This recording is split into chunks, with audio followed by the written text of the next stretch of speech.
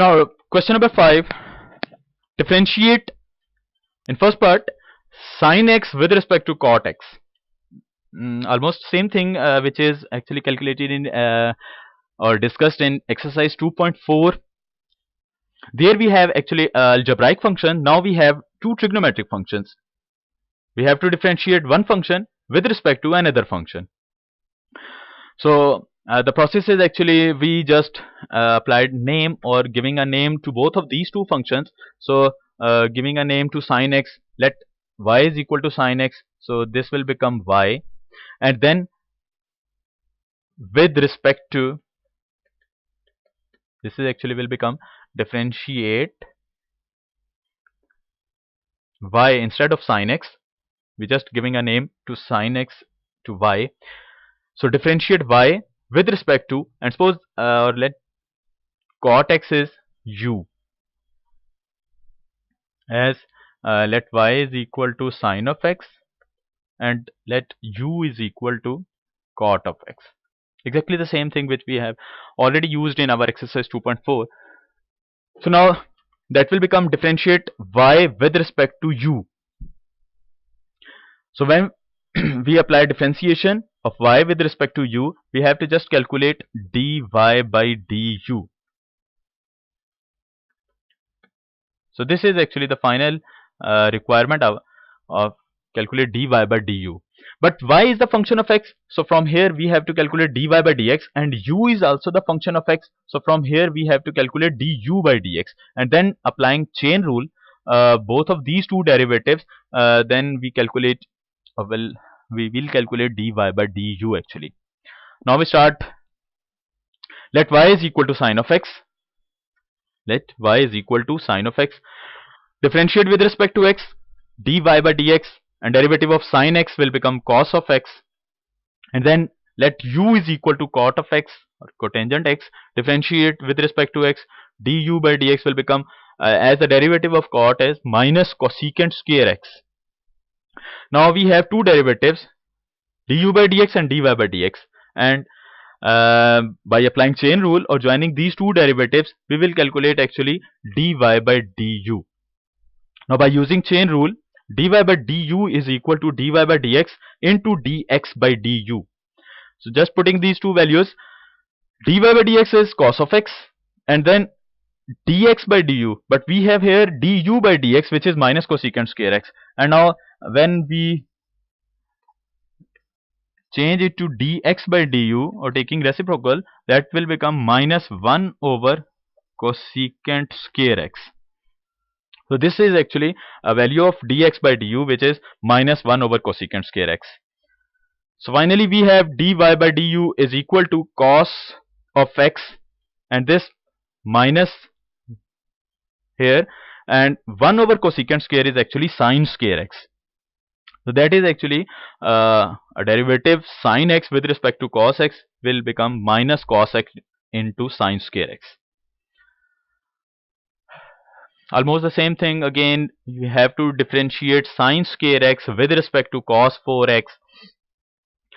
Solution, let y is equal to sin square x, just giving a name to both of these two functions, then y is equal to sin square x.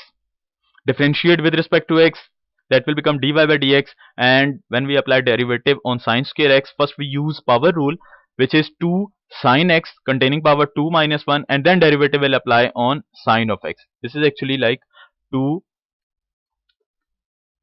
sin x containing power 2 minus 1 using power rule, and then derivative will apply on this inner function which is sin of x.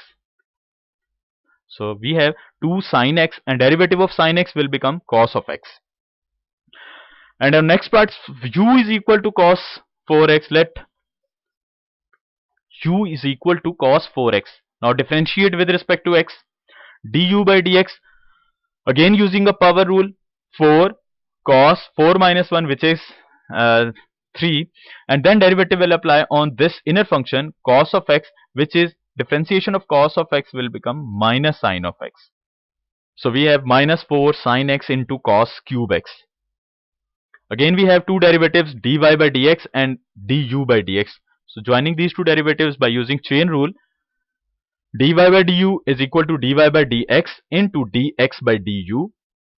Dy by dx, we calculated here 2 sin x cos x, which is this one, and dx by du, just taking a reciprocal of this function, which is minus 1 over 4 sin x into cos cube x. By simplifying this one, 2 2s are 4.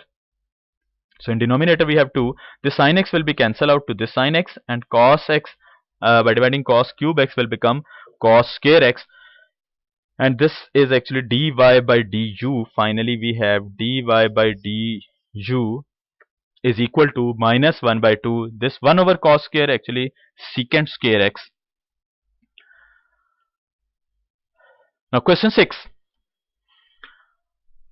Given is if tangent y is into 1 plus tangent x is equal to 1 minus tangent x, then show that dy by dx is equal to minus 1. Solution: let tangent y into 1 plus tangent x is equal to 1 minus tangent x. We can write it tangent y 1 minus tangent x divided by 1 plus tangent x. As this 1 plus tangent x is multiplied to this tangent y, when we shift it to the right hand side, this will divided by 1 minus tangent x. Now, just using a trigonometric result, here we have this tangent y will be as it is, and we can write tangent pi by 4 in place of 1, or instead of 1, as tangent pi by 4 is equal to 1. So we can write tan pi by 4 in place of 1, minus this tan x will be as it is, and 1 as it is. This tangent x will be as it is, and this tan pi by 4 will multiply to tan x, will remain tan x, as the formula of tan a minus b is equal to tan a minus tan b divided by 1 plus tan a into tan b. So just to complete this result, we just change or just modify to this expression in this style or in this way, so that this can be a formula of tan. So again you can see this tan x will be as it is. We just write tan pi by 4 instead of this one. So this is just a completion of this one. Tan of a minus tan of b, as this is tan of a minus tan of b, and in denominator we have 1. So this is 1 will be as it is, plus to complete this result we just have to write two tan functions.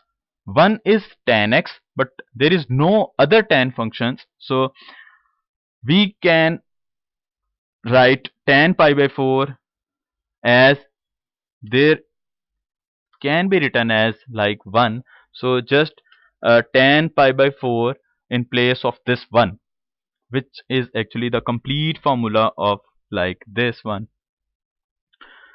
So we have left hand side tan y, and on right hand side tan pi by 4 minus x.